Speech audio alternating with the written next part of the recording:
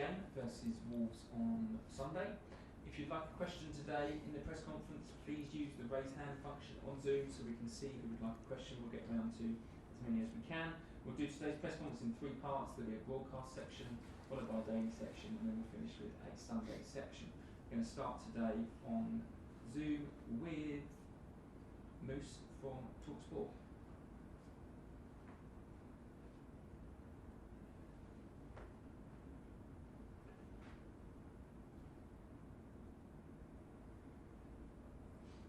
You there? No? Dharmesh? We'll start with you then. Dharmesh, unmute yourself. Away you go. Good afternoon, Thomas.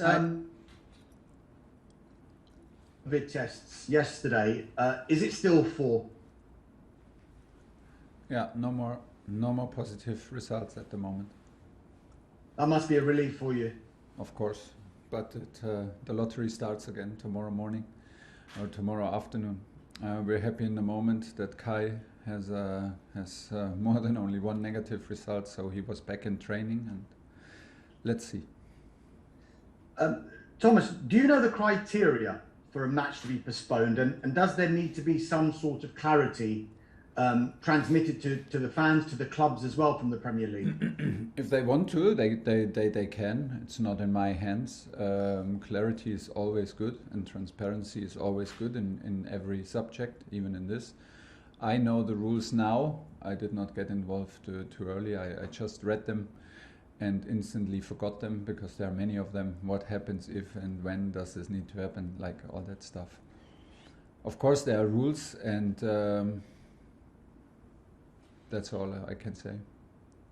Eddie Howe last night called into question the threat to the integrity of the competition, given all of these postponements. Do you think he has a point? He has a point, yeah, but everybody else who maybe says we should still continue has also a point. So I think there's not one answer to all these questions that are asked in society and to professional football right now. That's why I don't have the feeling that I should go out with like one proper opinion and make myself believe that I am right on this. I think situation is very complex, and safety and health is always at first place. And we are still I feel very privileged that we still can work, and we still have exceptions from the rules, and had exceptions from the rules in terms of how we can work and come to work. We are still very privileged to be tested all the time. But I can understand the point, of course, is maybe a better moment to play against Chelsea with 4 positive COVID tests in these 10 days than not. And while games are postponed and others keep on playing and trying, yeah, you can up in some situation that you may find unfair or how did he say it? Like he was doubting what the integrity. The integrity, yes, I can understand, but there's also a bigger picture to protect and a bigger picture to focus on, and I still see both. I still see both points. Last couple from me, Thomas. Were there signs last night, despite the result, that you're emerging from what you could describe as an indifferent run of form of late? Yeah, hopefully. Also, it's very hard to feel it, because we are very disappointed with the result. Still, we are trying hard to not accept the result in the match. In analyzing the match and the performance, because it is a clear win for us. Obviously it's not, and then everybody, because we are competitive, because we want to have the proof for our performance in results, it's easy to doubt, it's easy to be emotional, it's easy to let disappointment take over. But at the same time, we have to accept that we played a very good match of football, created a lot of chances, and got punished. that happens in the moment, and still I agree with you. There are good signs, and there are good behaviors, and there are good datas, and there's a good energy. Look at the joy, the pure joy when we scored, how the team was celebrating, how everybody felt this relief, and what the effort we put in. If we continue to put the effort in, we will get the output. There is no alternative than to give everything in. There is no guarantee for results, so we will keep on pushing for the maximum effort and for the maximum input. But it's not that easy. It's only one day after the game to brush it all off your shoulders. But we're in the middle of the process. Last one, Danish. Yeah, just finally, Thomas, it's Wolves next. They were your first opponents as Chelsea manager. I'm sure that feels like a long time ago now, but could you have even dream that night that what's transpired since has happened? What has happened since then? Yeah. A lot of games since then, and what you've achieved. Yes, and what? Yeah, but of course we had a big achievement in terms of a trophy, but the achievement is also, it's always the living the moment and pushing the moment to the limit, and living the moment up to the limit is also the achievement.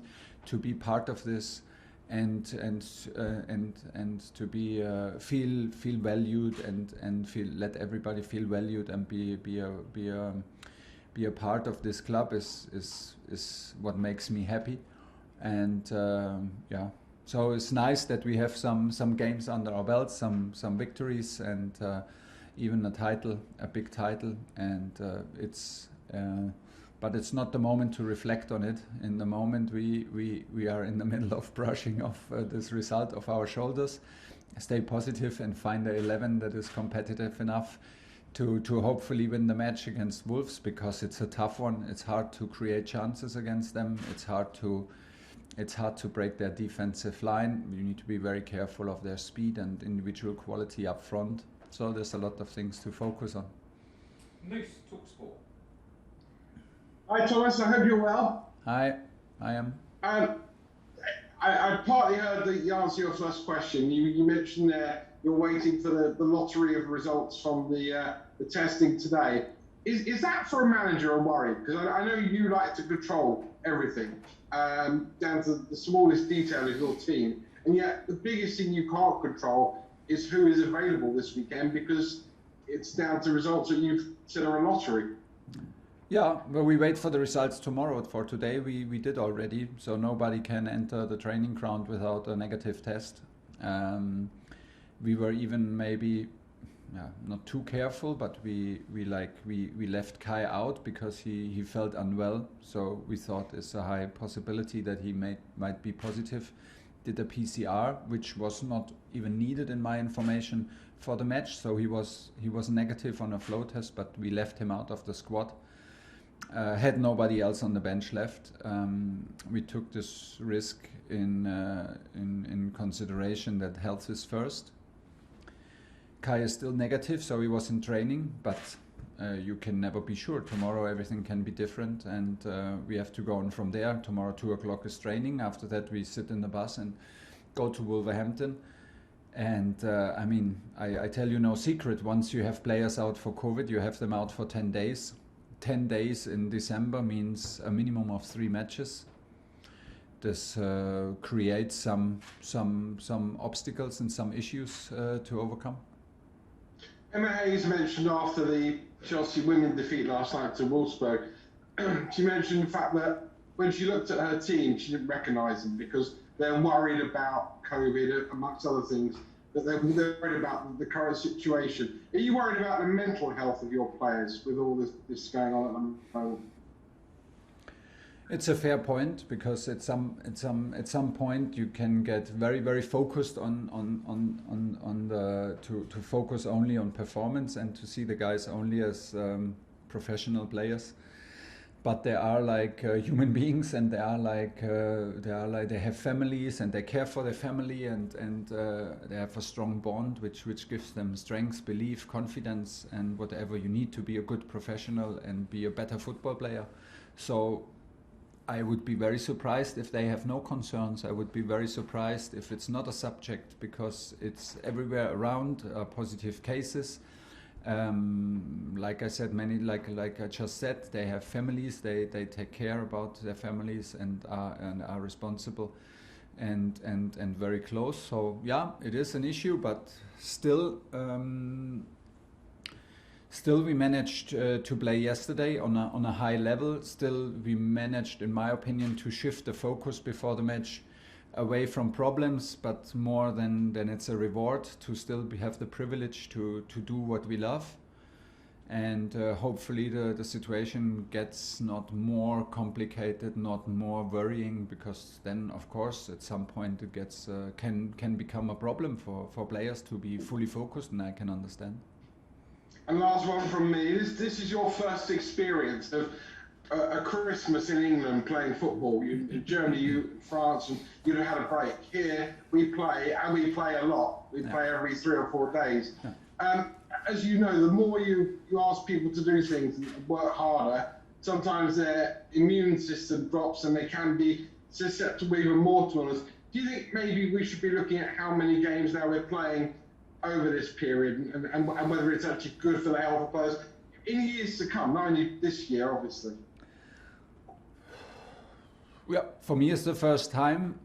Normally I was in a short break, in a short holiday when I worked in Germany or France. Then I switched on the TV and was so happy to see football going on in that kind of level. So I think it's very unique, and I love to be in the middle of it. To be honest, it is very tiring. It makes you fatigue. It makes you it's not always the most pleasant thing. But in the same time it is, because this is where you want to be. We are still, and you know it very well, because I said many times before, we are in a situation where we play too many competitions. Do I have, like yesterday I heard that they had some draw for Nations League and all these extra competitions, and we have conference leagues now and to the Euro League, and we have extra competitions as if we need more games of football, and as if we need that. And this is where I strongly disagree. My concern is that we increase the amount, but we don't increase the level of the game, and we want to have high level games, and this is what we have here. And here we have high level games through the period where everybody else is used to do a break, and where English tradition is to play football. Honestly, I love it, and I think it's very unique, and I cannot see how to take this away should solve the issue, because in my opinion we play for the top players, for the international players. We have too many competitions out there for them to secure the quality of the sport. John Southall, 5-9. Hello, Thomas. Can you hear me there? Yep. Can I just ask about a couple of players? Where are we with Mateo Kovacic? Is he still isolating, or is he out ready to play now? First day in training today. So how far off do you think he is from being able to be involved? If you want to have my very honest opinion, we have again Jorginho in doubt for Sunday because he's in pain. We have Ruben Loftus-Cheek in doubt because he's in pain. So do we know that they can travel with us tomorrow? No, we don't. I don't know if it's possible they play on Sunday. I don't know. So maybe we start with N'Golo and Matteo. Is that fair? Would that be fair? No. Would that be possible? I don't know. But maybe we do, because who else? Does that bring you back to the Eddie Howe's comments of the fairness of the competition? You've got five players out with COVID. Other teams probably have a similar number, and games are being called off. You've got loads of injuries as well. Can you understand that integrity question? I can understand the question. I can understand the point. I can at the same time for me, I'm sure that there are rules, and if we are and why games are postponed. I cannot believe that teams get for the same amount of COVID cases protection and a postponed game. Let's see, because I mean, if you postpone one match for COVID, for me, but it's only my personal opinion, it must be almost 3 matches then, must be, because the players need to be 10 days out, no? Because our players need to be 10 days out. So let's say if we cancel the Everton game, nobody of these players can play Wolverhampton and Brentford next.